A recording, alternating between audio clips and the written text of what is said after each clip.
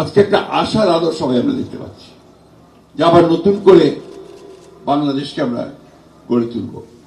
অনেক স্মৃতি আছে মাহফুজুল্লাহ আমার সঙ্গে। আমি তার সঙ্গে একসাথে চীনে গেছি, নরওয়েতে গেছি, সুইজারল্যান্ডে গেছি, লন্ডনে গেছি।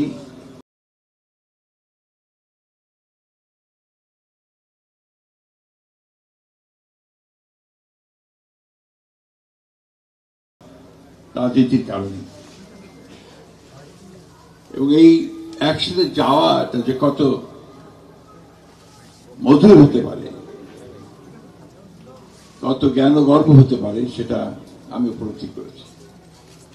একটা ইকবাল হাসান মাহমুদ টুকু আছেন, আমির খুরশিদ সাহেব আছেন, তারা জানেন যে রাজনীতিতে মাহমুদুল্লাহ সক্রিয় ছিল, দল করতো না সে।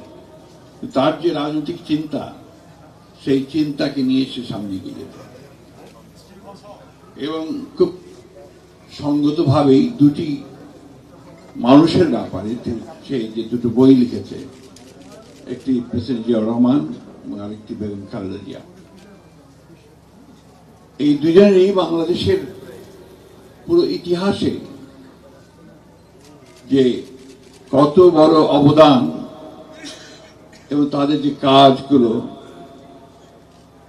মানুষের জন্য যে কতটুকু উপযোগী ছিল, সে কথাগুলো তিনি বলার চেষ্টা করেছেন এবং নির্মমভাবে বলার চেষ্টা করেছেন। প্রচুর কাজ করেছেন। শহীদ প্রেসিডেন্ট জিয়া রহমান সাহেবের বইটা লিখতে তিনি প্রায় 5-6 বছর সময় নিয়েছেন। বেগম জিয়ার উপর বই লিখতে তিনি 4 বছর কাজ করেছেন এবং কোথাও কোনো ফাঁকি দেওয়ার কোনো প্রবণতা তার ছিল না। অন্যান্য বইগুলোর কথা বলেছে, ছাত্রীর ইতিহাস, 69 গণ আন্দোলনের ইতিহাস, আর কোনটাতেই সে শুধু যে ঐতিহাসিকভাবে লিখে গেছে তা নয়, হি ওয়াজ পার্টি অফ ইট। সে সক্রিয়ভাবে সেখানে অংশ নিয়েছে। আমি সবচেয়ে বেশি আমার মনে পড়ে যে 14 নির্বাচনের পরে 18 নির্বাচনের আগে এই সময়টা সে অনেক কাজ করেছে এবং তখন সমস্ত দলগুলোকে ঐক্যবদ্ধ করবার জন্য মাহফুজুল্লাহ মাহবুবুল্লাহ ভাই যে প্রচেষ্টা ছিল, আরেকজন ছিলেন জাফরুল্লাহ ভাই, অসাধারণ প্রচেষ্টা। এবং তারা ছিলেন বলেই সেদিন বোধহয় সেই বাম ডান সবাই মিলে একটা জায়গায় আসা সম্ভব হয়েছিল। একেবারেই গণতন্ত্রে বিশ্বাসী মানুষ ছিলেন এবং সেই গণতন্ত্রকে প্রতিষ্ঠা দেওয়ার জন্য তিনি কাজ করেছেন।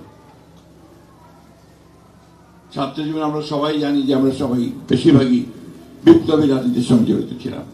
মাহবুব ভাই এখন আছেন, আমরা তো শ্রেণী শত্রু খতম করার স্লোগানও দিয়েছি মাহবুব ভাই।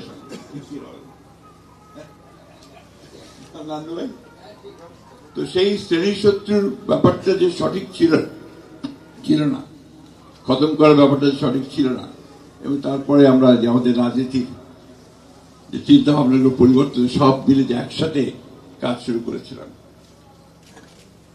আজকে অত্যন্ত আশাবাদী আমরা সবাই। সেই ফ্যাসিবাদের পরিবর্তন হয়েছে, ফ্যাসিবাদ পালিয়ে গেছে এবং সেই আন্দোলনের মধ্য দিয়ে পালিয়েছে।